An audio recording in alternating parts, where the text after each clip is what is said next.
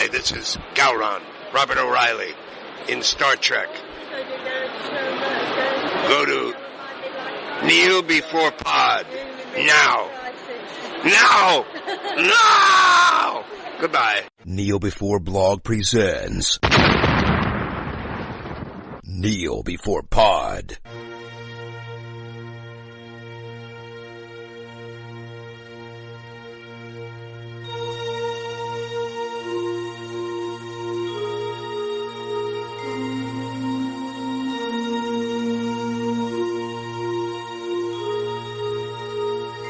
Internet, the current frontier.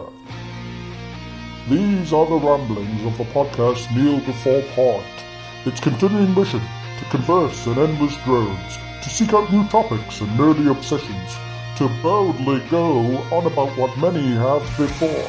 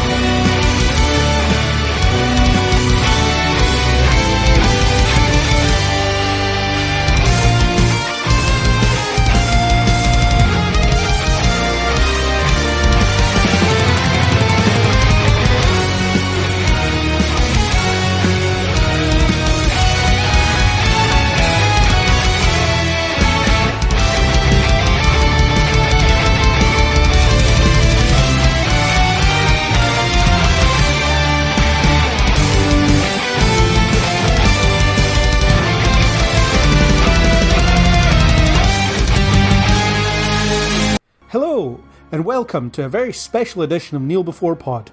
I'm your host Craig McKenzie, and we're here to talk about one of my favourite TV shows of all time. In case it wasn't clear from my questionable introduction what that show is, I'll tell you. On 28th of September 1987, incidentally 3 days after I was born, Star Trek The Next Generation first appeared on American TV screens. It's been a big part of my life since before I can remember, and I'm delighted to be here talking about it.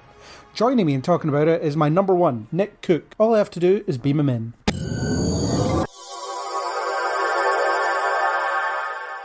Welcome aboard, Nick. Thank you very much. Transport go okay? I've been getting the hang of it. Pretty much. I think my leg might be about 3mm shorter, but otherwise I'm okay. Yeah, that's what we call in the transporter industry a win. Groovy. So, why are we here? We're here because Star Trek The Next Generation is 30 years old, or soon will be, as of the time of this recording. 28th September 87 was its US air date, according to Wikipedia. So, 3 days after I was born, Star Trek came back to television. How about that? Terrifying. I'm not going to tell you how old I was. Well, I couldn't quite watch it at that point, but I eventually did come round to watching it. So I think we'll just launch straight into spoilers rather than do the "we're not going to spoil it" dance thing, because just in case there's a spoiler for a 30-year-old show that someone's like, "Holy crap! Why did you say that?" If you're a fan, you've already seen it. Yeah. Anyway, I will set us to spoiler alert.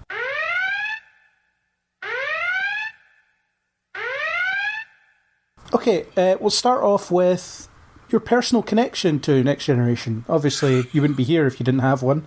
So, how do you feel about it? Do you remember how you got into it? And what is it you love or maybe don't love about it? The funny thing about TNG, I mean, I grew up watching the original series. I grew up watching the animated series and then progressed to the original series. And I didn't watch the original series first run, but I certainly watched the animated series probably first run as a very small child. And my earliest memories of watching anything on television actually is the animated Star Trek. I could even tell you what episode, funnily enough. So, Tell us. It was the counterclock incident, the one where they all get younger. Yes. And Captain April's in it. Anyway, I was a big original series fan. Loved the original series. Loved Kirk, loved Spock, loved McCoy. So I was still in school albeit high school, when I heard about Next Generation. And I was not keen at all. You can't do Star Trek without Kirk and Spock. And I have to say that was not an uncommon attitude at the time. And funnily enough, almost reliving that these days with Discovery. Anyway, back in those days, we didn't have internet, we didn't have torrents or any of that kind of thing, and you could wait a couple of years at least for any of these shows to get from America to the UK. So the only thing we had at the time was the likes of Blockbuster Video, and they would occasionally put things out on video rentals. So I was at uni, and it must have been around, I just started uni, I think it was 1988 or 89, and the first few episodes came out on video rental in Blockbuster, and I remember the first ones I see, it wasn't the pilot, it was 2 episodes called The Naked Now and Code of Honor, and I rented them, 2 episodes on the video, I was about to say DVD there, video. And I never watched it again. And it was dreadful, it was awful. I remember Naked Now thinking, why are they ripping off an original series episode and doing it so badly? And Code of Honor, well, I mean, everybody knows how bad Code of Honor is. It's like, the racist episode Code of Honor, as it's generally known. Anyway, I was not impressed. I hated it. And to be fair, I went in expecting to hate it. So a little bit later, I saw, Encounter at Farpoint, the pilot was out for rental. So, okay, I'll give it another try. So I tried that one, and I watched it, and I hated it. So, I didn't really give it another one. No, it's a lot of rubbish. It's not Star Trek. So it was about a year later, and back in these days, the only way people could get new episodes was someone in America would record it to video, shove it, post it out to someone in the UK or wherever you were, and someone else would record it, and you would get, I'm talking have you ever seen, you may not know, but when you record video again and again and again and again and again on videotape, it just gets more and more degraded. I'm old enough to be a connoisseur of VHS, Oh, yeah. Anyway, this is so, you could get these 10th generation copies of copies of copies that would kind of do the rounds of clubs and conventions and things. And it was about 1990, because season 2 had aired. And there was somebody in uni, wasn't in my class, but they were in the same university as me, and word had got around that I was a Star Trek fan. And so, I've got these episodes, okay, I'll give it a try. So I can't remember what one I saw first, but it was a couple of second season episodes. I remember thinking, well, this isn't as bad as I remember. It's this is actually okay. And I watched a few, and then I got to... It was either Pen Pals or Q Who, and I thought, wow, this is actually getting good. So I was getting tapes borrowed off of this guy, and I would watch them. And then it came to season 3, and I liked the season 3 opener, and I eventually got to an episode called Who Watches the Watchers, and that blew my mind. It to this day remains one of my top 3 favourite Star Trek episodes, and probably my favourite Star Trek episode.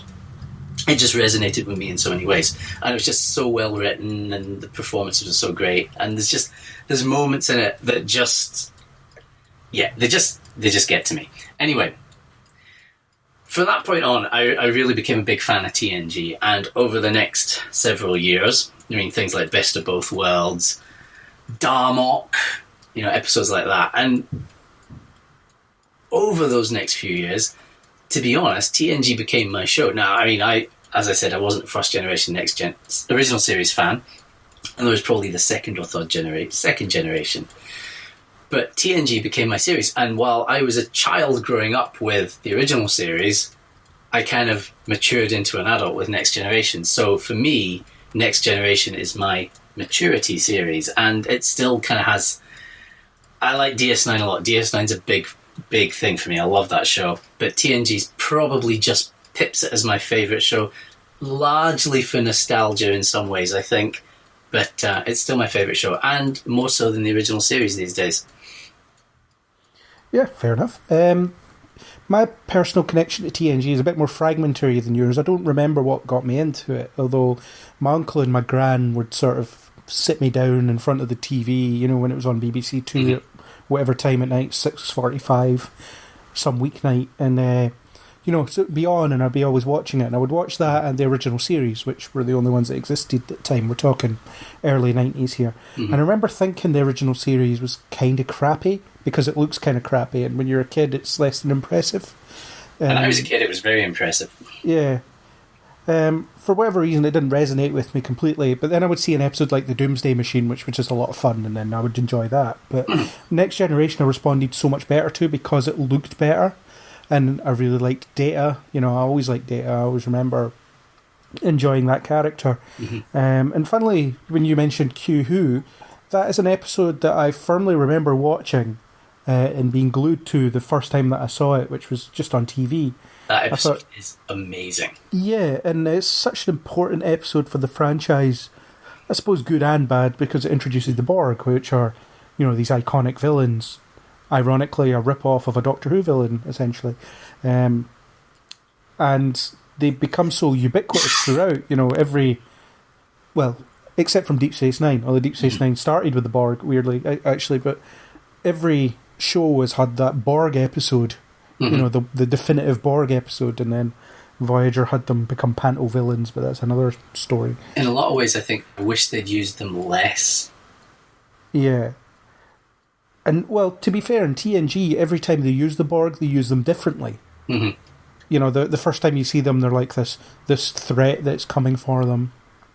The second time, they're the threat that's here. The threat is there. They have to deal with it. And then the next time, it's just one single Borg, and you get a bit of information on what makes them tick. And then the time after that, it's a sequel to that, where the consequences of what they did in that episode. So every time you see them, it's different. They're not all great, but it keeps it fresh. Whereas Voyager, it was very repetitive. Every time they appeared, it was, you will be assimilated, they escape. Voyager was often very repetitive. Yes, it definitely was. And I like Voyager, but yeah, it didn't quite have the same impact as some of the other shows. No, definitely not. Although it was probably one of the more popular, because it was essentially Star Trek for dummies. In the sense of, it's, not that I think that all Voyager fans are... Rephrase that. No, it's in the sense of, when you get your Windows 95 for dummies, or Excel for dummies. Yeah, it's almost like here's your entry into this franchise that's a bit easier to digest than some of the other ones. Certainly by the time Voyager rolled around, the series, Star Trek in itself was becoming a little bit harder for people to get in if you weren't already a fan. Yeah. Yeah, it starts to get a bit like DC or Marvel Comics, where they're just so big, and it's, I can't get into this. I don't know where to start, but which weirdly they were all broadly episodic, so you could just jump in whenever and you'd be okay. And I think that was always the intent. Yeah. So yeah, TNG, always loved it. I don't know, I went through a bit of a hipster phase where I was like, no, the original series is better. And the original series is important because it started this whole thing off, but I do think Next Generation takes what the original series did and perfects it. Not so much perfect it, but I think what Next Generation did, DS9 to an extent as well, was reinvent the wheel. Now, people are going to disagree about whether that reinvention was the right one or not.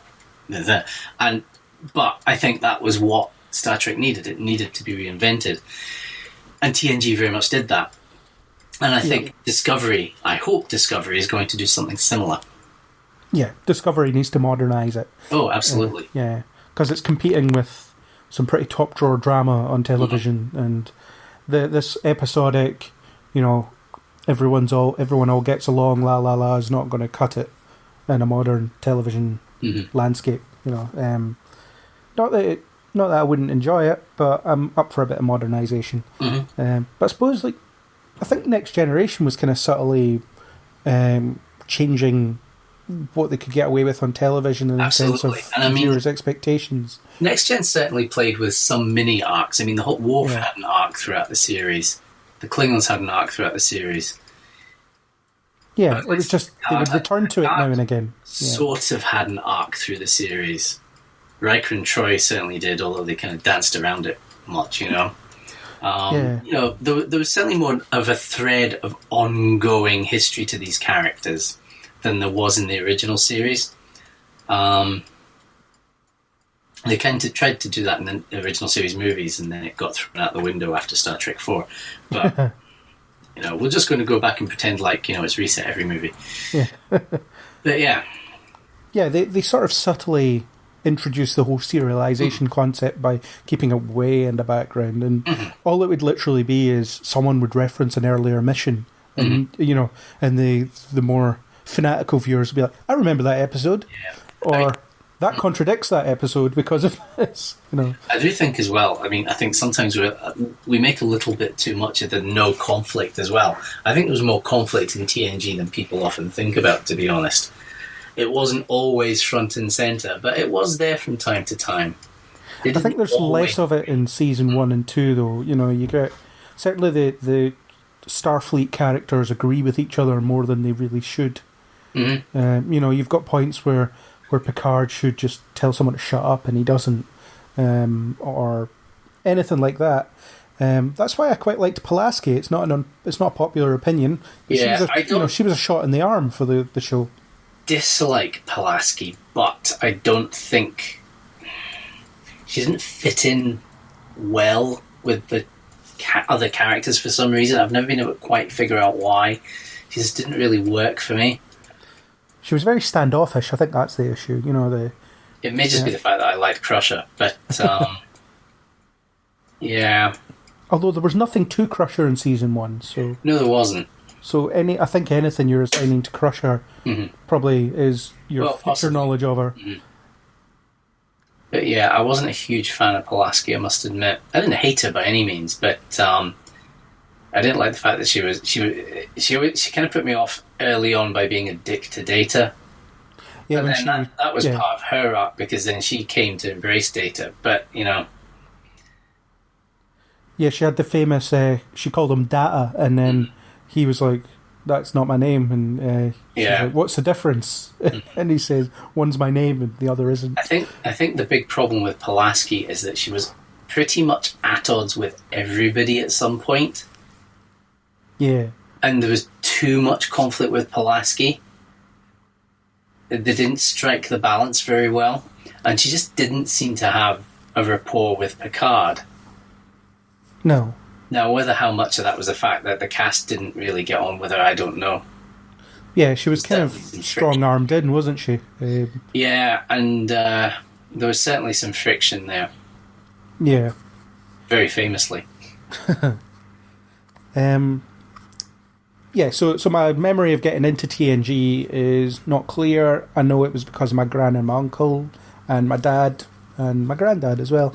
Other than that, it's always been it's just something that I've always kind of watched and always enjoyed, and it's probably the number one show that I revisit whenever. I can always think of an episode that I'm in the mood for at a given time. It's just, I know the series inside out practically.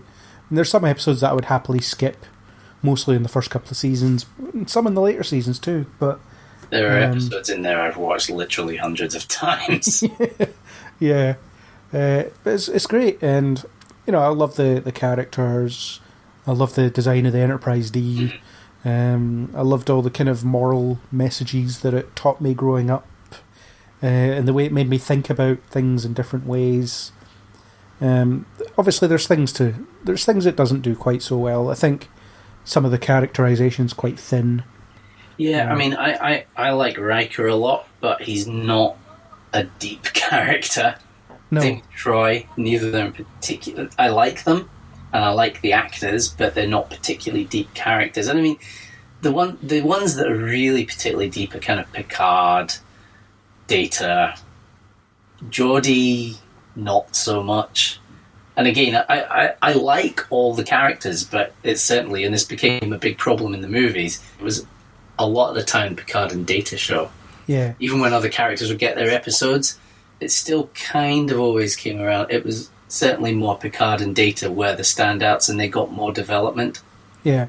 And Worf didn't come into his own until he jumped onto another show. No. I mean, Worf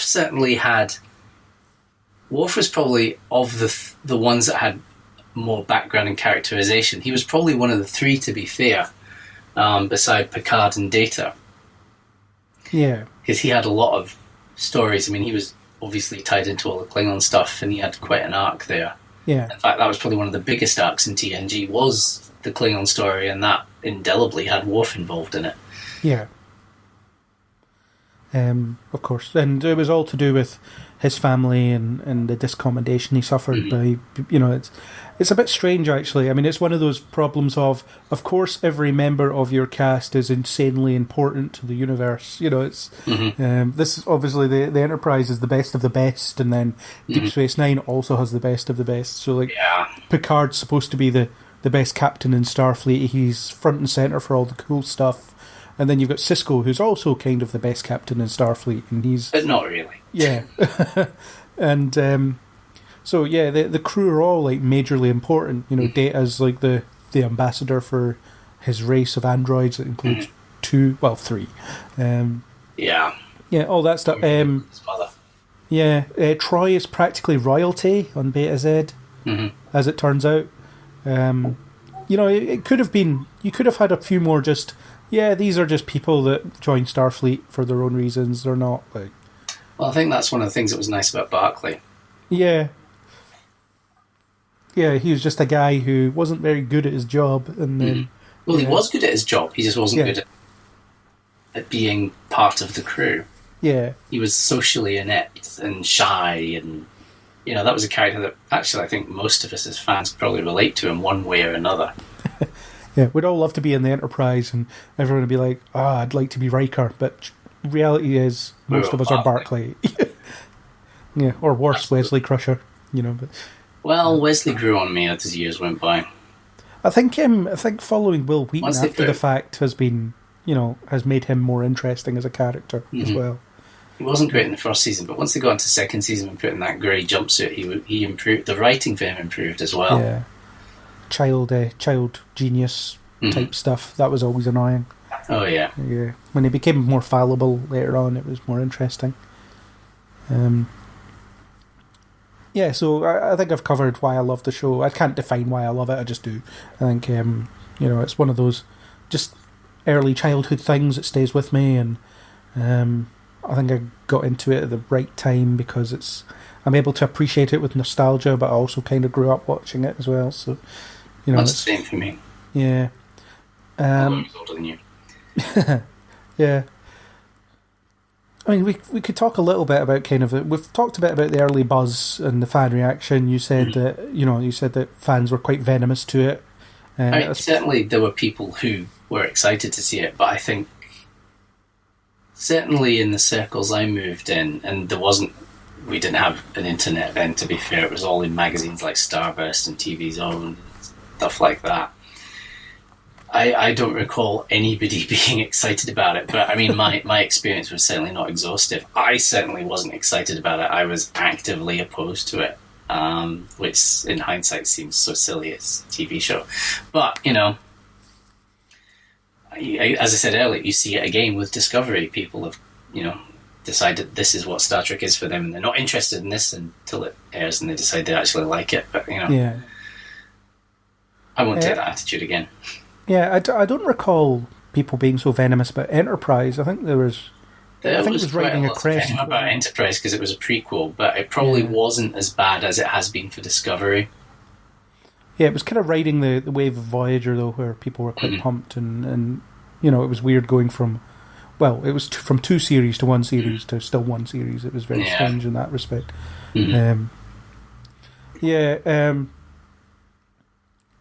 So I mean, I don't have any input to the early reaction. I just know how I thought about it when I was watching it, and I didn't really have any exposure because being at primary school, I didn't really know anybody who actually liked Star Trek, which was difficult growing up. Yeah, I mean, to be fair, most of my fan friends were made after I left school and went to uni, but I don't remember any of them being particularly enthusiastic about it. And I do remember a lot, comments in magazines and things were not positive.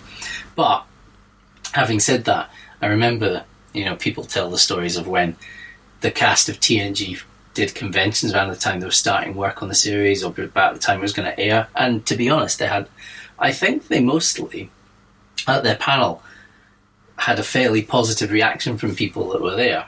So people wouldn't say it to their face.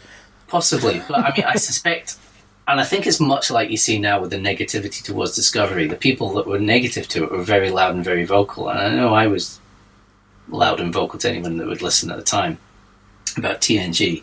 But I suspect there's a lot of people as well who weren't loud and weren't vocal, or were more casual fans who did keep an open mind. And certainly, I mean, it was a ratings runaway in its day. I mean, it was incredibly successful. It was the #1 syndicated show for... I can't recall if it was for its entire run, but certainly for a lot of it. Yeah. Long enough for them to keep it on as long as they did, certainly. Yeah. Which is, 7 years. It almost became the go-to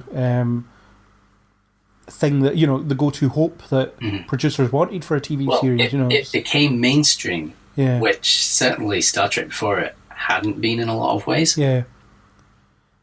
Yeah, because I remember when Buffy made it to 7 seasons, I was like, well, that's just the norm. All the Star Trek series do it. There's Buffy's now doing it. And now you get different lengths of series. Supernatural is never-ending, for instance. Yeah. Smallville had 10 seasons and so on, all sorts of other things. So, I mean, for like genre television, obviously you get things like ER that ran for however long. 15 years. Yeah. So, yeah, it was very much a behemoth in terms of television, and it was probably the most expensive looking show on the air at the time, I would say. The visual effects were always very striking. And not even just for television, they were just striking. And well, I mean, they were filmed with models and by ILM in a lot of cases, and certainly for the pilot, the ILM shuttle, like the model work. So, I mean, that they used from then on. Yeah. Which is fine. I mean, it's perfectly good. Absolutely. Why not? Yeah. So there was one exit from the show. Denise Crosby, she left in season 1, not even at the end of season 1, unceremoniously, like midway through. I don't know that much about the reasons for that. I know she wasn't feeling fulfilled. Her character wasn't feeling fulfilled at all. I think that's generally it. I mean, she wasn't she didn't see it going anywhere. She wasn't enjoying it. She had a chance to pursue movie work, so she leaped. She jumped. To be honest, I think it was probably the good thing for the series because it trimmed the cast down a little bit and meant the others got more screen time. Because they probably were character heavy at that point. But it's interesting how she spent the next 6 years trying to come back. Yeah. And up until that point, Worf had absolutely nothing to do. He stood behind her on the bridge, I question whether Worf would have got the development he did if she hadn't have gone. He might have, but maybe one of the others would have missed out. Possibly Riker or Troy might have been one of the ones that would have missed out. Or probably Geordi, to be honest. They would have had to define what he did on the ship as well, which they so far hadn't. He was just kind of cutting about doing various things. Geordi. Sometimes he'd sit Worf. Yeah. Well, Worf was the mission ops officer. Yeah, so he would sit at the helm sometimes as well, just depends. Yeah. So, but no, I think it was a shame to see her go because I did like the character, and I have to admit, while the episode they kill her off in is not good, her funeral scene was actually very well done. The funeral scene was really good, yeah. And when they brought her back in yesterday's Enterprise, this whole thing about her having a senseless death, a meaningless death, well, that's true, but I kind of like the fact that sometimes that's how life is. So in any ways, it was actually quite a realistic way to take her out the show. Yeah, it was just a normal away mission. Yeah. She died, and that was it. Yeah. And that's life. And that was a dose of reality that Star Trek's never really... that I kind of avoided at that point, and then, promptly avoided it for the next 10 years or whatever longer. But, until they really badly killed off Dax, but, oh, that was bad. Well, I kind of thought that TNG would do little bits like that here and there. So you've got the episode where Worf has the opportunity to save a Romulan's life, and he keeps refusing. And he didn't. That was amazing. That's an episode actually that's really one of my favourites, The Defector. And the fact that Worf doesn't make the right decision is, and again, there's that, no conflict, but there was conflict. That was conflict, and it was great. I mean, if that was possibly in season 7, you wouldn't have seen something like that. But I mean, that was TNG being quite kind of gutsy. It's like, well, he's the hero, he should do the right thing, but he doesn't. The episode was the enemy, not the defector. And that's... Sorry, you're right, it was the enemy. But I know, yeah. Those both two favourites of mine. But, yeah. But the fact that he doesn't do the right thing, that was amazing. And Picard's clearly disappointed in him, but doesn't push it. Well, there's that, because all other television of the time, it would be this telegraphed arc. He's going to be resistant at first. They'll find some common ground, and then he'll be like, fine, save the Romulan. But, he doesn't. Throughout, he's just like, nope, not doing it. They killed my parents. Nope. And actually, I think that kind of flies in the face a lot of times. It's like, oh, the goody-goody TNG crew. Well, he clearly wasn't there. Yeah. And they did that a couple of times with various things. People making opposite decisions in certain ways. But sometimes it would be in the. Yeah, the Pegasus is a particularly good one as well. Probably one of Riker's best episodes. That and Second Chances. Interestingly, the last episode of Enterprise really kind of detracts from that. But hey ho. Yeah. Well, in the Pegasus, it's clear that Riker's struggling with the decision. Oh yeah, and not running off to the holodeck to play chef. To decide to do the right thing. You're like, really? Yeah. And in Enterprise he's like, well, I think I'll tell Picard later. I've made up my mind. But in the Pegasus, it's just in the Pegasus, it's we're trapped inside an asteroid. I know a way out. The protection of the ship is more important than keeping this secret. So therefore, I'm just gonna ignore that ever happened. Yeah, most people do. That episode is apocryphal at best. Yeah. Anyway. So, on the same subject as Denise Crosby's exit, that came roughly around... Well, it wasn't long after that the production team changed as well. They kicked Gene Roddenberry upstairs. Well, I can't remember exactly. I think it probably during Season 2, possibly Season 3, but his health was failing as well, and I think that was a large part of him being kind of like... He wasn't capable of being involved to that degree anymore. Maurice Hurley was still the producer or lead writer. I can't remember which of them. Maurice Hurley was... I'm sure he was the exec... Was he right? Did he lead the writing team? Crumbs, I can't remember at the moment. Anyway, Maurice Hurley exited at the end of Season 2, and you notice a change in the tone of the show again at that point. That's where Michael Piller came in and was running and took over the writing room. And it's a big change for the series. Yeah. The tone's different, the writing's different, the way the characters react to each other is different. It's just a better, more cohesive show. And obviously where that whole, the show takes 3 seasons to, hit its stride kind of thing, which really did become a bit of a thing for the sequel or the following shows. But yeah, it's interesting. But yeah, big changes in there. And like I say, I think by Season 3, Roddenberry wasn't much involved, but it's a long time ago. I can't remember all the dates and so forth. Yeah. Although I did watch Shatner's documentary, Chaos on the Bridge. Yeah, that's interesting. It's a really bad documentary, though. It is actually. I loved that. It was hilarious. I don't know, the way it was, there was something very student film about it. Too much of it is about Shatner, I think. But he makes he had nothing to do with it. Because, I noticed Maurice Hurley was interviewed on that, actually, and just came off as, quite a bitter guy. And they talk about the lawyer. Was it Leonard Maislish. Yeah. Guy was nuts. Yeah, and he was running the show at one point, wasn't he, essentially? Pretty much, by proxy, But he was booted out the door as soon as, they could. Yeah.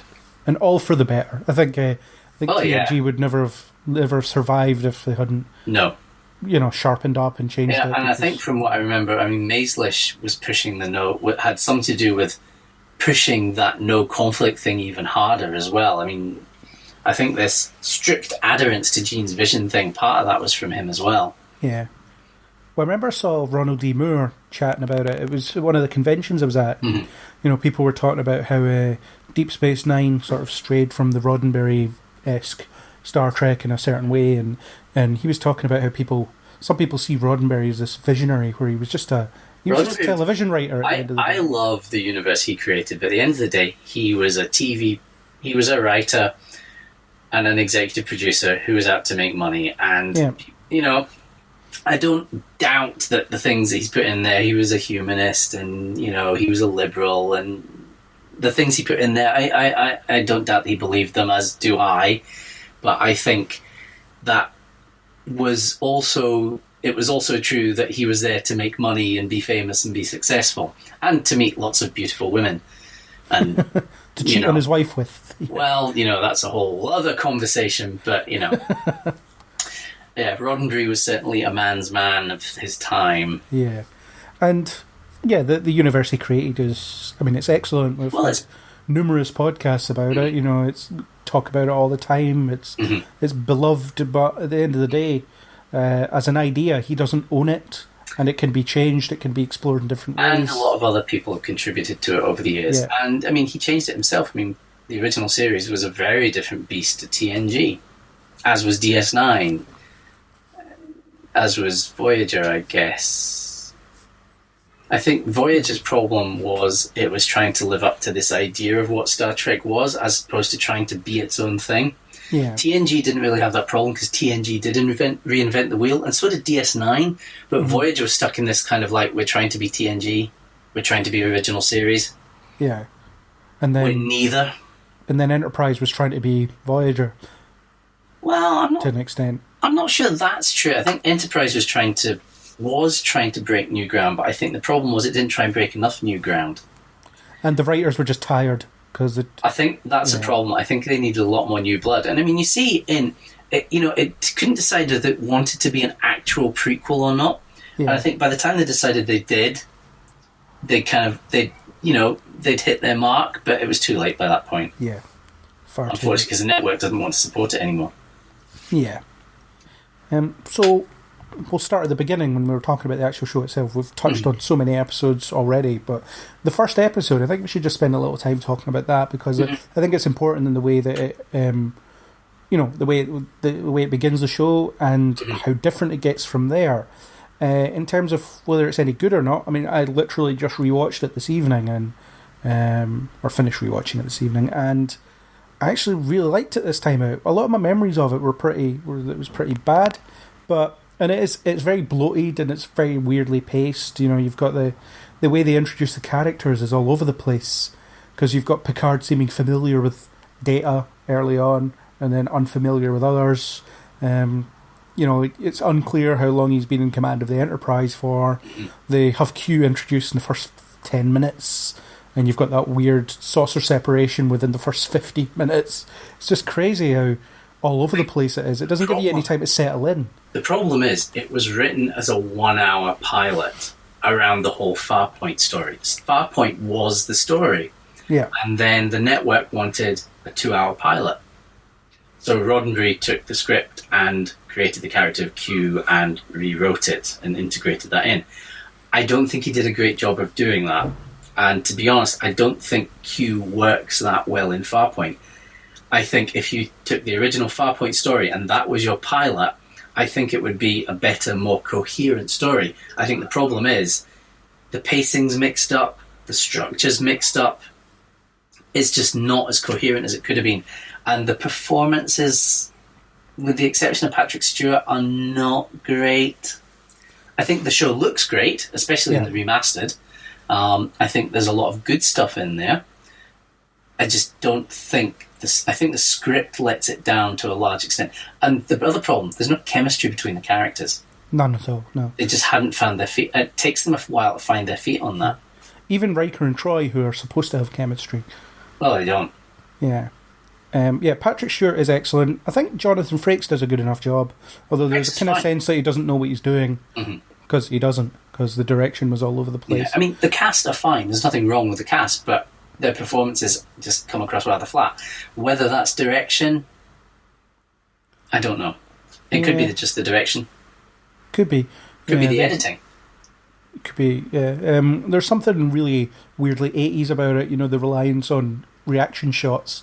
You have the bit where something dramatic happens and you get close-ups on everybody's faces, and they're all looking disinterested. There's no real shock. There's no passion in the characters. Yeah. They're really flat. And I think that's the other problem. With the exception, I suppose Data's probably one of the more expressive characters in it. Yeah. And then there's Geordi. Thankfully, crazy jive talk doesn't come up until later, but Yeah, Geordie's a strange one. And I think Gates McFadden was probably...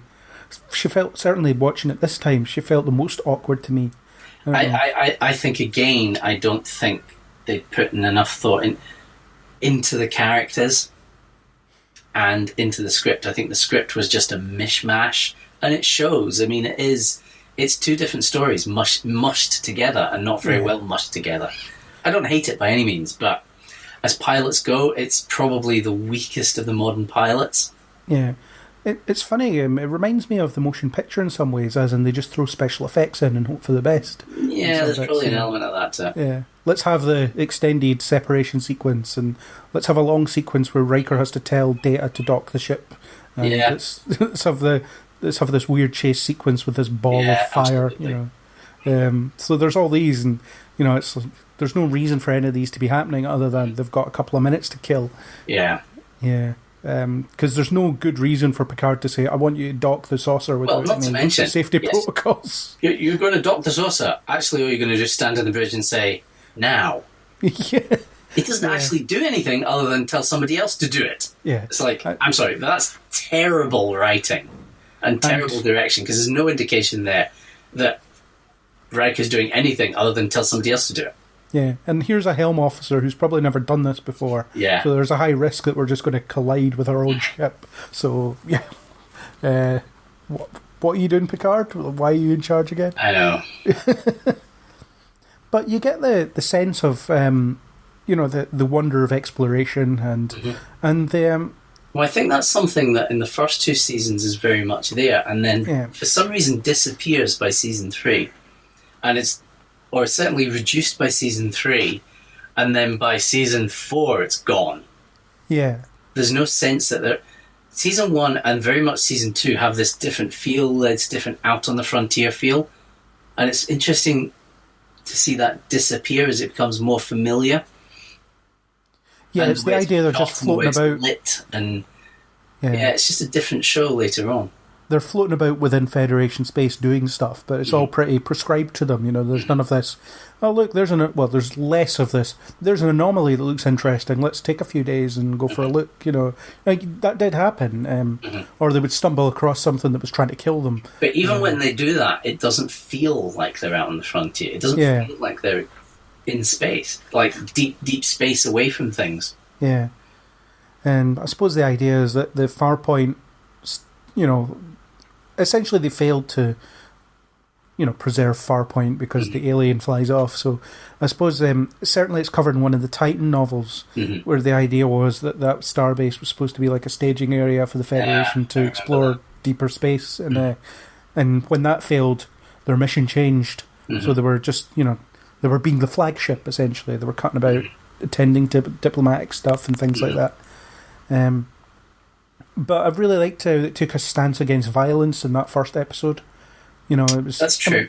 It's quite sanctimonious the way they present it, because they're like, no, we're not violent at all. Well, Star Trek often makes that mistake. Yeah, especially in season 1 of TNG.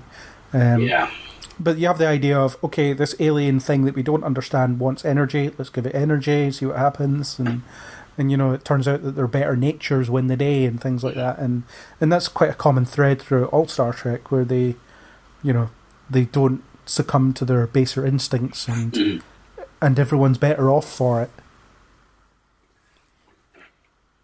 So yeah, I think it's an interesting pilot. I think it's vastly different to the show that it becomes later on. Oh, it's a completely different show later on. Yeah, and it's interesting to revisit that in the last one because it's so different. Although it still feels like a completely different show, even though they go back.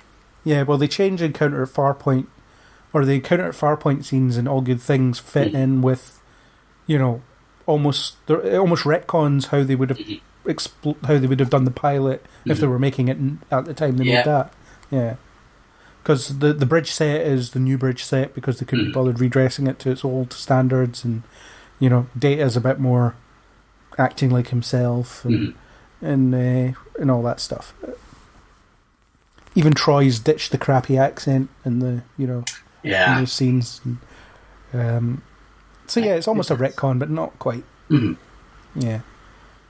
And so do you have anything else on the first episode and your thoughts on it before we? Not really. I mean, apart from the fact I didn't really like it that much.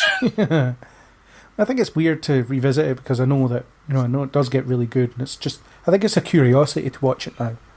Very much. Like I say, I don't hate it, and I can sit and watch it, but it's just not something I would watch much.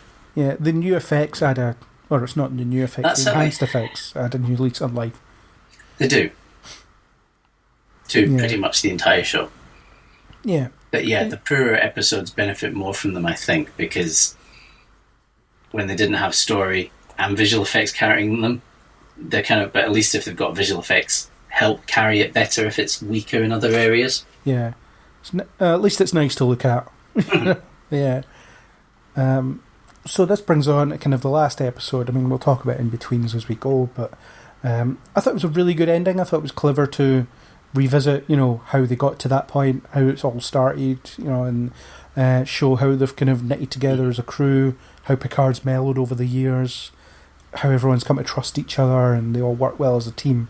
Mm-hmm. I think they're a bit too heavy-handed with the past influence the future stuff. I think, I don't know, it becomes too much of the narrative, as in this was me in the past and now this is me in the present. Look how good my crew is after all these years and things like that.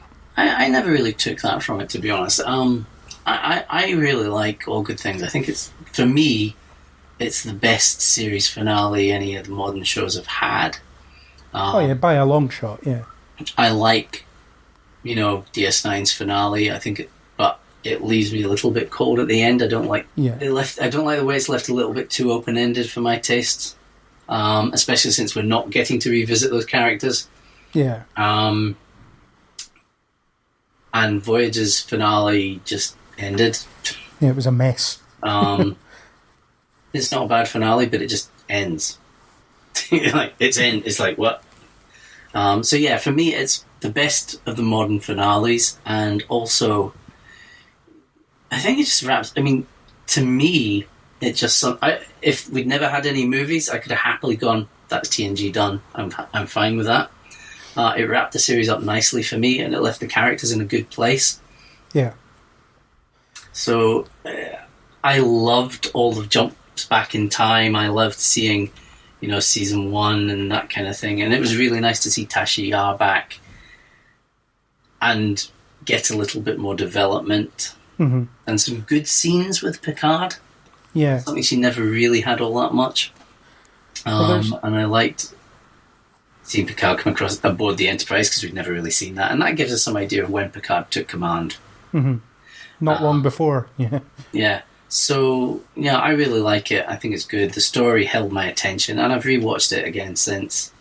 I would love to see an extended version with some of the cutscenes put back in, because there were additional scenes that were shot for it. Some of them are on the Blu-rays. Yeah, like the old Q scene and some extended dialogue bits. Mm-hmm.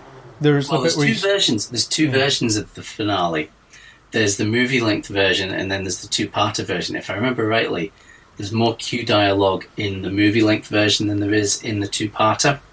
Because I remember some of the bits that are cut out are in the full-length version. Yeah. So it always kind of bugged me slightly that they cut some of that stuff out of the two-parter, and that's the one that's on the DVDs, which is a bit disappointing. On the Blu-ray, sorry. Well, the Blu-ray one seems to be... There was a scene in there that I hadn't seen before, or an extension of one. It's the scene where old Picard is trying to convince old Worf to let them across the border. And there's that whole, you always appeal to my sense of honour. And Picard says, that's because it always works. I actually hadn't seen that scene before. That's always been in there, but I could be wrong. It's a long time since I've seen it for the first time. It wasn't in the VHS version that I had access to. Maybe one of the ones that got cut from the two-parter. Yeah. But the Blu-ray version seems to be a longer version than I've ever seen. I don't know what's actually missing from it. But... well, since I watched it. Actually, I might be thinking of the iTunes version. Right. Which might be a shortened version. That's maybe the one I've watched most recently. I know, two different versions, can't keep track of them. But yeah, it's a good finale. It's weird though, because there's the sense that, this is just kind of we're closing the series, but the episode is or the film's coming out soon. We're working on the film as we speak, and they were filming both at the same time, weren't they? Well, no, they finished filming All Good Things.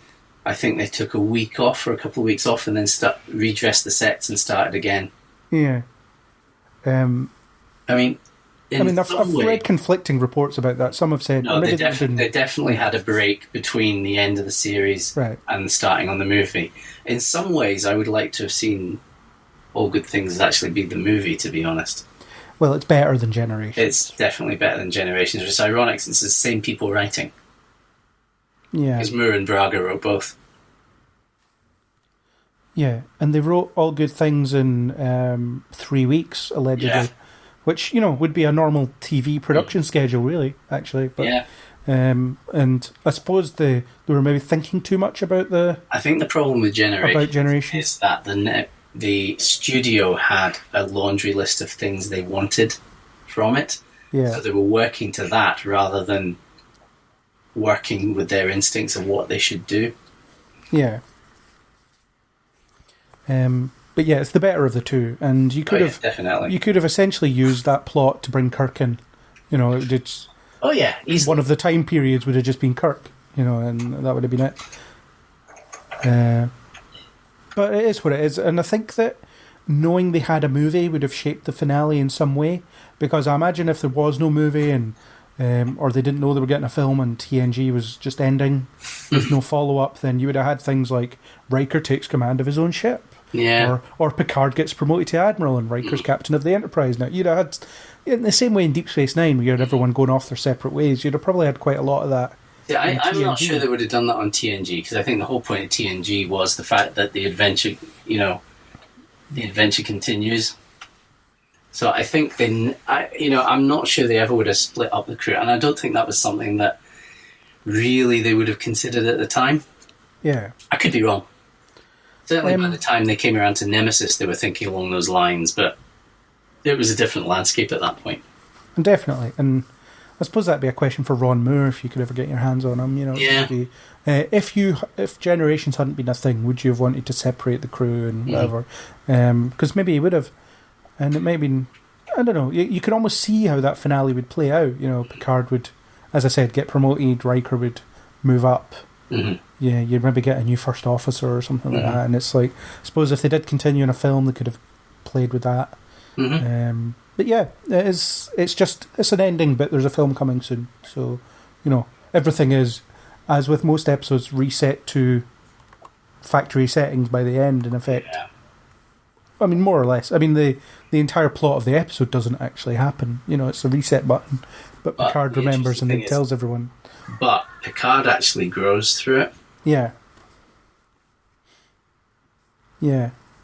And there's one bit that always kind of bugged me. There's a bit where they're discussing how to scan the anomaly, and future Data tells Picard you could use this tachyon beam, and then Picard returns to the present and tells Data about it, and he's like, I had no idea you're so well versed in temporal mechanics. I thought that was quite funny, actually. Yeah, but that felt like a line that would belong to the past Data rather than the present Data, because the present Data knew what Picard was doing, so it was like, oh, did I tell you this in the future? That should have been essentially the reaction.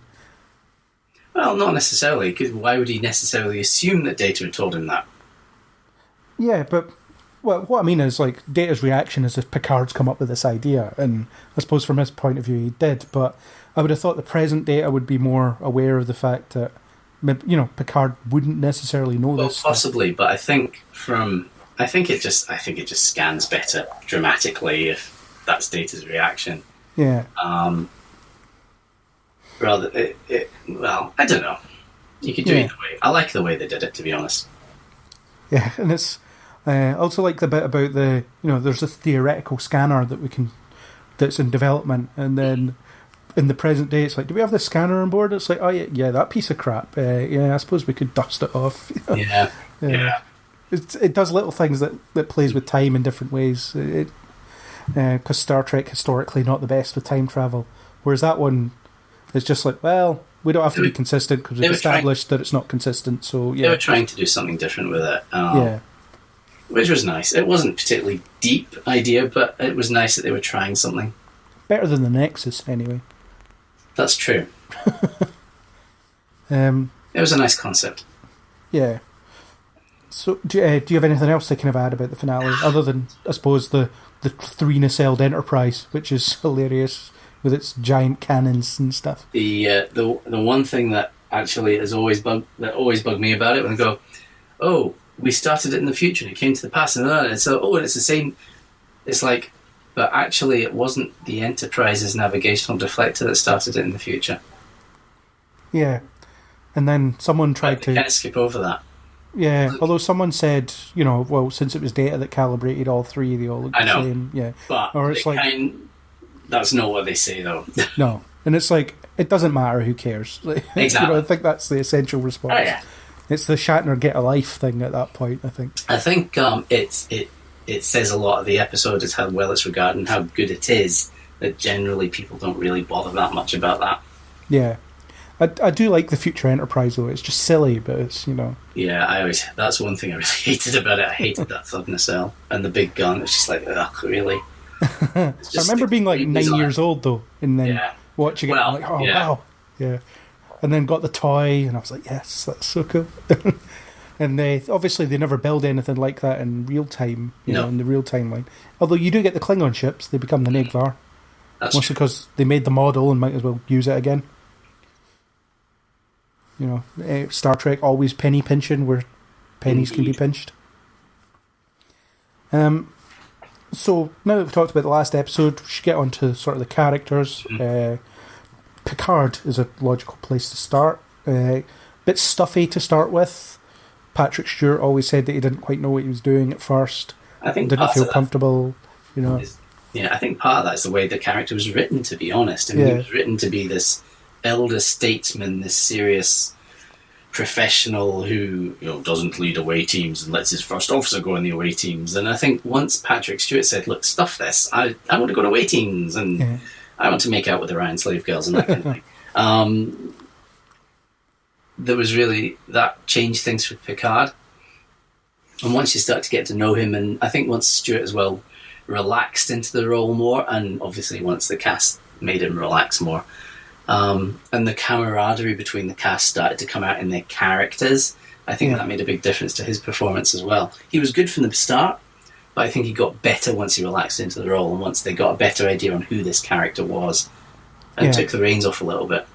Well, I like how they establish him as, at first he's like the anti-Kirk, he's the...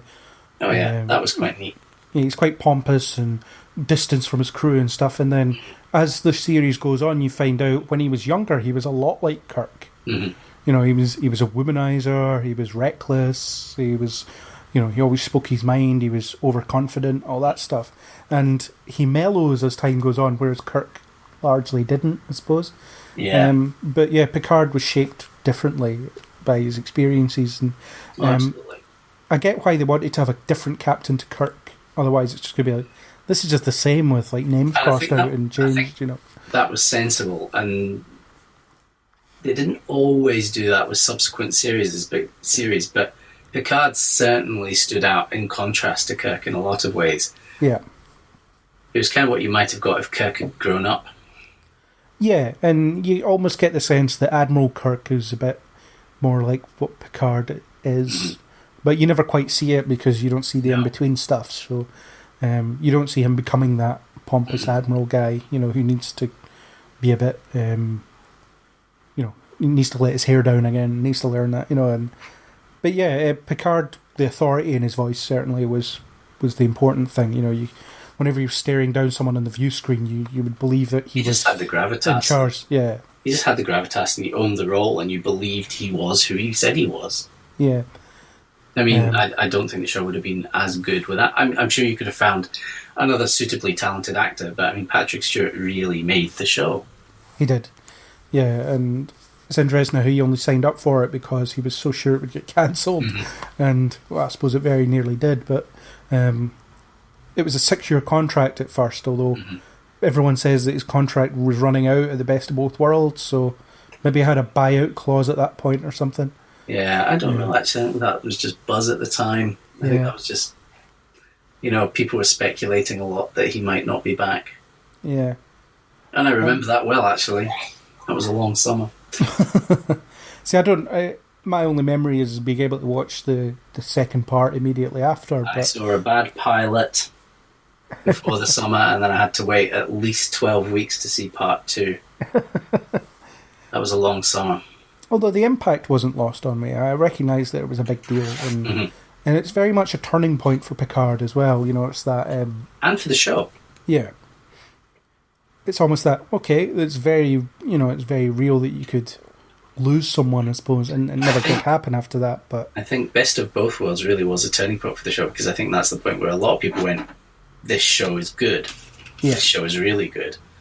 And it might not be the same as the original series, but it's as good in a different way. Yeah. And it led us to one of the best episodes as well, where Picard just goes to see his family. And family. That's such a good episode. Yeah. It's the bit where, he's clearly kidding himself at the start, where he thinks he's fine and almost ready to return to duty and all that stuff. And then his brother just keeps jabbing at him, trying to get a reaction out of him, until eventually he just explodes, and then he lets it all out. And I suppose it's a very kind of 90s... Yeah, he can be dealing with this for a week, but we need him back to normal by next week. If it was made now, you could imagine the whole Borg thing would be weighing on him forever, and you probably wouldn't. You'd have a season of him not in command as he kind of processed it. Which, well, I don't know if that would be better or not, but these days that would happen. Yeah. Back then wasn't really practical. No. Plus, it's a vague level of... It's a vague time, time frame, isn't it? I mean, the Enterprise is being refitted for months, I suppose. And Riker's still sitting on there, just because he has nothing better to do, I suppose. Indeed. Yeah. And also things like Picard being tortured was important for him, although he was back to work the next week again. Yeah. I mean, we see that this does continue to haunt him, but they never really revisit it that much. No. But I liked his final scene with Troy in that episode, where he shows that he's not just shrugged it off, he is still dealing with it. Yeah. And it did affect him, and it did break him. Yeah. I was 1 more minute away from giving him whatever he wanted. Yeah. And they got kind of Emmy recognition for that one. Outside of the technical categories, which was a first for genre television. But they didn't get the Emmy, but the nomination. I mean, he nailed it. He was great in that. Yeah, absolutely. And as was David Warner. Yeah, I always liked David Warner, and his contribution to Star Trek speaks for itself, I think. Indeed. It's a shame you never saw that Cardassian he played again. Although he shows up in books and things. Assuming he wasn't killed after that. Yeah. So Picard had a lot to do. I think that the way they fleshed him out as being an equestrian was bizarre, but it worked. Yeah, it did. I mean, it gave him something that wasn't just about spaceships. And the archaeology stuff. That was great. That was probably one of the best parts about his character, and it kind of it accentuated him as an explorer and a Renaissance man. Yeah. And those were probably the things that most defined Picard. Yeah, absolutely. He was out there because he wanted to see the universe. And he was a thinker. Yeah. Yeah, and a fighter when it came down to it. If he had to be, but generally he was a thinker, which was nice. Whereas Kirk was a thinker, but he was probably more of a fighter. Yeah. Picard would always, let's call a meeting. Let's do, we'll try it this way first, and I'll fire phasers later on if we need to. But yeah, good character. I think he grows very subtly throughout the series, but also very definitively. Patrick Stewart shaped as much about the character as the writers did, I think. Oh god, yeah. Yeah, because he was requesting more to do. Get me off the bridge, let me do stuff. Fair enough. I think he would have been much less if he'd never gotten off the bridge and never got to participate in certain things. And it was absolutely important that he did those things, and I think again they helped define the character. Had he sat on the bridge all the time, which was the original concept, I don't think the show would have done so well, and I don't think Picard would have been as popular a character. No, No, other than having a great authoritative voice. Mm-hmm. Yeah. So onto his number one is, Riker, who started off as just Kirk. He was... And ended as just Kirk. Essentially, yeah. Although, I do think there's a bit of an arc through the first 3 seasons. And that's towards him becoming ready for the captain's chair. And that culminates in the best of both worlds. I think part of the arc there is not so much... yes, he's becoming ready for the captain's chair, but it's accepting that he's ready for the captain's chair, because he always was. But not so much... But also accepting that he's happy to wait for the captain's chair, because first season Riker wants to be the captain. Yeah. By the time you get to best of both worlds, it's like, Christ, I've turned down command twice now. Yeah, and he's starting to doubt himself a bit. Mm-hmm. And he starts to realise there's more to his life than being captain. Yeah, and if you look at Best of Both Worlds, certainly the first part, and the second part really, it is a Riker episode actually. Every scene that Picard's in is related to Riker or the Borg. There's very little of Picard's character in those scenes. So it essentially builds up to the point where Riker's in a position where he has to make a really difficult decision, and without hesitation he makes that decision, which therefore says, I'm ready to move on. And then Picard comes back, and Riker goes back to his old job and never talks about it again. And he just stays there for the next about 4 years. Yeah, which is a bit strange, because it's weird to have a character built up to do something and then stagnate for so long. Yeah, but then I think after they got to that point, they didn't really know what to do with him. Yeah, and so we'll just have him do stuff, and it was just quite funny whenever. I think that's the problem they had with Riker, is they built him up to be this guy who wants the captaincy, and it's like, well, either he moves on and takes the captaincy, or what do you do with him? Yeah. And I think once they realised, it's like, oh, how do we keep this going for 7 years? Yeah, and the original idea was to kill him off and replace him with his duplicate. Well, he was a lesser rank and would build that's up. Not necessarily. That wasn't the original idea. There was some talk of doing that, but I'm not sure how much of that was seriously thought out. And keep in mind, that was season 6. Yeah. Where that, so at that point that was pretty far down the road. Yeah, you would think that would be a season 5 thing or something. And to be honest, I'm not sure that would have been a good decision anyway. It's pretty cheap, to be honest. Let's kill the character off and immediately replace him with a duplicate. Yeah. No. It would have moved Data into a weird position that we're not used to as well, and because it would have had him promoted. And, I'm glad they didn't do it that way, but at the same time, I wish they'd given Riker more stuff. Although it's not so much. There's not too much you can do about him when he's, when he's stuck as the second in command, where the captain's still around. There's nowhere from it go other than off the ship, and then if he's off the ship, then he has no one to talk to, no one to interact with. Unless you're going to set the show on 2 ships, which was never going to happen. Which would have been neat. Yeah. Funnily enough, they're doing that with Discovery, it seems. Yeah, so far it seems that more money to throw around. Indeed. At the moment, so but I liked Riker, although it's quite funny in season 1, 2 and 3 to an extent, where it's just anytime an attractive woman comes aboard, it's Riker, you handle her, and whenever an attractive man comes aboard, Troy's assigned to them. So it's like, this is going to be the token love story for the episode. Yeah, Troy got a few of those. Yeah. They weren't very good most of the time. Yeah, at least Riker was somewhat defined. Troy was not. No. For very much of it.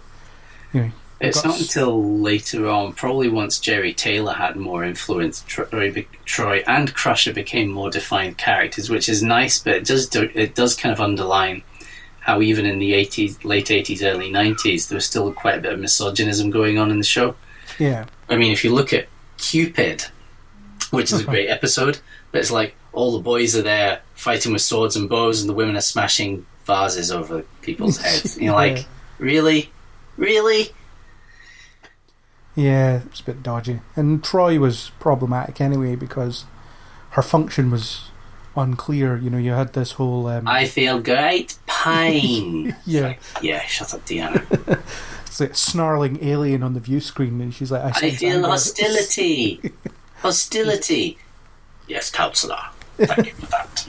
There's one episode where, I'm sure there's one episode where Picard calls her out on it as well. He's like, well, yeah, I can tell, even I can tell that. Mm-hmm. I think you might be right, actually. Yeah. Although once Jellicoe makes her wear a uniform, which I don't understand why she wasn't. She's wearing a uniform in the pilot. Yeah, and then never again. Mm-hmm. Until season 6. Yeah. I think Marina Sirtis always talks about how she liked when she got the uniform because it allowed her character to be taken more seriously, whereas she was just wandering around skin-tight pyjamas before that. But she did have some good episodes. She did. That Dark Page Face episode is probably her Dark Page best. is very good. Yeah. And Face of the Enemy. Yeah, that's a great one. Those are the probably one the two standouts. The one where she has that subplot about learning how to be a commander, that was interesting. That was okay. She's actually quite good in The Loss, although Troy's actually pretty whiny and unlikable in that, but I thought that was very well done. Because the child was her lowest point for me, I think. The child wasn't great, although that was a recycled Phase 2 script. Yeah. I've never seen the Phase 2 fan episode version of that. It's okay. I never really saw the point in doing it, but I mean, it's okay. They did an okay job. It's different from the TNG episode, but not so different that I really saw the point in doing it. But, they had fun doing it. It's a decent enough film. Fair enough. Yeah, I'll watch it at some point. I certainly don't like the TNG version, but... It's not great. No. I can't think of any other defining points for Troy. Her relationship with Worf was weird. That came out of nowhere and didn't go anywhere. That was strange. Yeah. Very strange. I mean, I get the idea of Worf coming back from a parallel universe and being open at possibilities they hadn't considered before. But why does it have to be shacking up with Troy? Why couldn't it be he's thinking about command afterwards?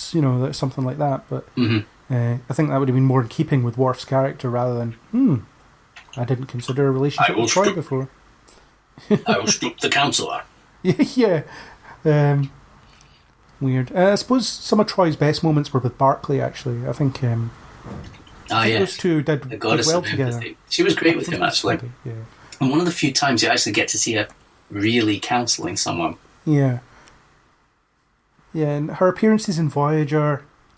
I liked her appearances in Voyager. She was great in... oh, God. Wasn't Lifeline. Pathfinder Project. She was great in that.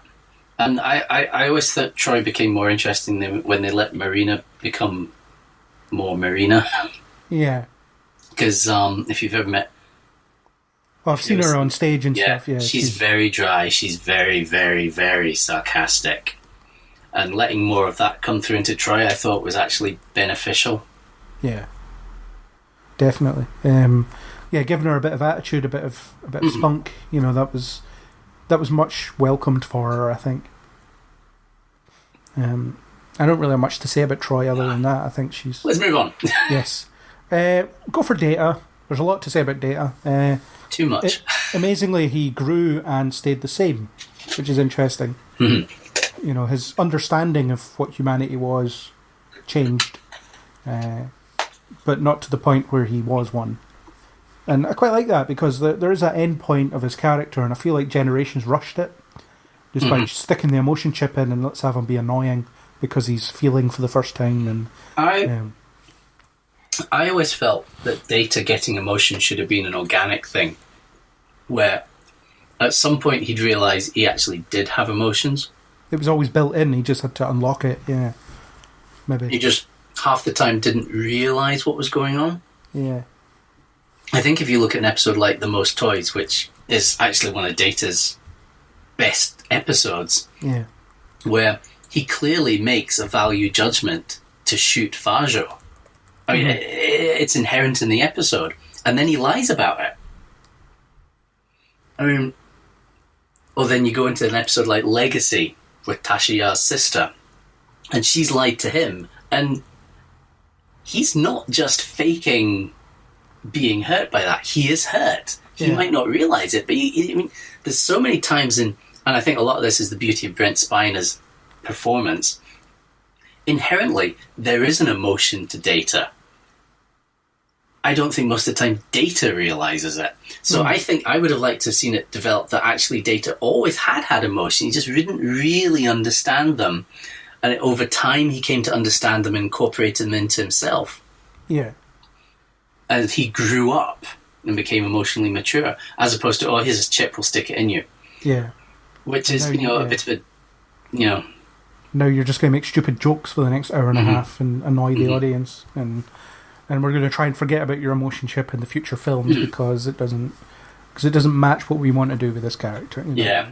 Well, just when you get around to Nemesis, it just isn't there. And yeah. I always loved Data. He was always my favourite character growing up. I just really liked him. I really like the fact that, from my perspective as a 6-year-old or whatever, this guy knows everything. Oh, Data was cool. Yeah. I mean, he doesn't know everything, but he's, he comes across that way without being pompous about it. And just the way he doesn't understand rudimentary things. Like, Riker was always a good foil for him because Riker is the most human member of the cast. And Data is not. So the way that Riker would say things and Data would just be like, what are you talking about? Constantly. It was always, it always worked. It was he was a good character. Brent Spiner was excellent. He got to do some great work throughout. He got to do that Shakespeare stuff. Oh yeah, that was cool. Where Patrick Stewart played one of the holograms as well. Yeah. The Sherlock Holmes stuff was always a good fun. The episode where he was like copied a fistful of datas, where he was. Oh yeah, that was pretty funny actually. Yeah, it's not a great episode, but better episodes actually. Yeah. It was. I suppose you could see Data and Worf as being essentially the comic relief some of the time. Yeah, although they both had these kind of clever, deep plots around them as well. But whenever you wanted to laugh, it would generally come from them. And a large part of it's Brent Spiner. He's great. I wish I'd seen him in more things afterwards, because every time he turns up in something, it's usually scientist or whatever. Yeah. He's got much more to him than that. Oh yeah, definitely. He's got good comedic timing. Yeah. And I don't think any of the TNG cast didn't have good comedic timing. They just didn't use them. They didn't always get that. I think Marina Sirtis has very good comedic timing, actually. Yeah. I mean, always... one thing that always struck me about Jonathan Frakes is if you're watching a scene that isn't about him and you watch Riker in the background, he's always doing something, and it's he could easily just sit there, but Frakes is always just kind of doing stuff. Or the way he sits down is always funny. He puts his leg over the chair as he sits. Because Riker doesn't know how to use a chair. Was it not like Frakes had some back issue or something like that? That rings a bell, actually. Yeah, and that was how he had to sit down. I don't know. It was just pretty definitive for him. It was. Yeah. Definitely. And Data's friendship with Geordi was quite interesting, because they're both essentially outcasts in a way. Data's not human and Geordi is... Well, he has his own issues. Intimacy issues being one of them, which is weird. Yeah, he's not good with women. No. He falls in love with a holographic representation of a real person, and then... Yeah. And... I don't remember anything else relationship-wise. There was some ensign he was trying to ask out, and she wasn't for it. And then later he pulled her. Yeah. Yeah. I suppose Geordi was one of the least defined. He was kind of defined by his job more than anything else, I think. Too much. I mean, his best episodes were probably with Leia Brahms and The Enemy. Where he's on the surface of the planet with that Romulan, and I would have liked to have seen more of Geordi like that, and he was very good in that. That was probably defining.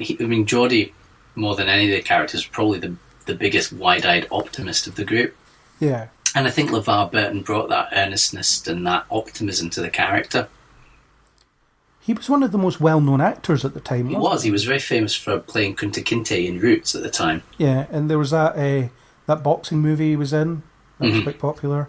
And he was also Rainbow, of course.